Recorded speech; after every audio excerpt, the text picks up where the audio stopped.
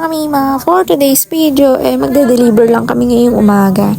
After nun, kukuha kami ng libreng gamot sa 2 packs. Tayong magagawa, bata pa lang, may maintenance na ang person. Charing! At dahil nga maarte tayo, nagpapaganda pa nga habang nakasakay sa motor. Kasama nga pala namin ngayon si Yuno. After nga namin mag-deliver, umuwi na rin kami mga mima.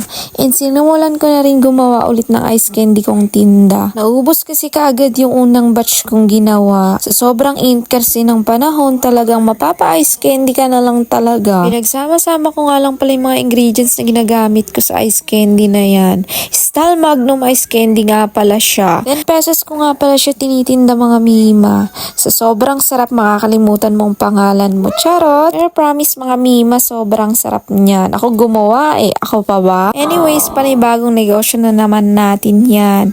Sana nga lang maging consistent ang ate mo.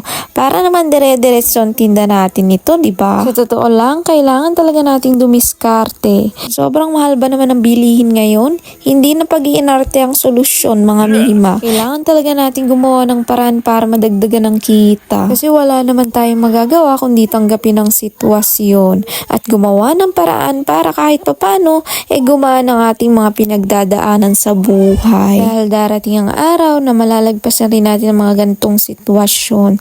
Tiwala lang palagi mga mima. By the way mga mima, napanood ko nga lang pala sa TikTok kung paano siya gawin. And kung may mga sari-sari store kayo, try nyo na din kasi nagustuhan ng mga bata dito sa amin. Lalo na ngayon, summer. Sobrang init kaya talagang perfect ito sa panahon ngayon. Mura ko nga lang pala siya binibigay kaya naman sakto lang din yung kinikita natin sa bawat ice candy na bebenta natin.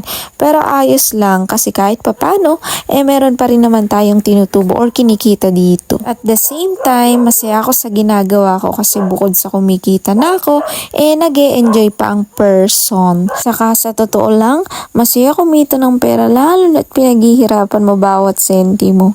Mas masarap gastusin, masarap ipambili at lalong higit mas masarap ipangkain. Dahil alam mo na galing yun sa dugot pawis mo. By the way mga mima, balik tayo sa ating ginagawa. So ito, pinaplatin ko na nga plain chocolate na nilagay ko dito sa plastic ng ice candy para malagyan ko na siya mamaya. Ang dali nga lang pala nitong gawin mga mima, kaya kung ako sa inyo, itatry ko na rin to. Pwede pang sarili at pwede din pang negosyo. Maliit lang ang puhunan dito mga mima, kaya pwede kayong mag-start. Pero wag kayong mag-expect ng milyon ng kita kasi nga, maliit lang naman ang puhunan sa negosyong to. After ko nga mga mima magplatin ng chocolate, sinalinan ko na to ng mixture na ginawa ko. Para malagay na din natin sa rep kasi marami na rin naghahanap. So, yun guys, tapos na ako sa first batch. First flavor pa lang yan. Meron pa akong susunod na flavor, siya naman ay, Oreo. Oreo naman yung aking next flavor. Dito tapos nakagawa tayo kalat-kalat kasi medyo maliit siya sa ganito. And medyo kalat-kalat siya, marami kasi naman itong lagayan. After nga ng chocolate, itong cookies and cream naman. At meron pa ang asungot na nakikisingit dyan. Kala mo naman talaga cute siya Charot!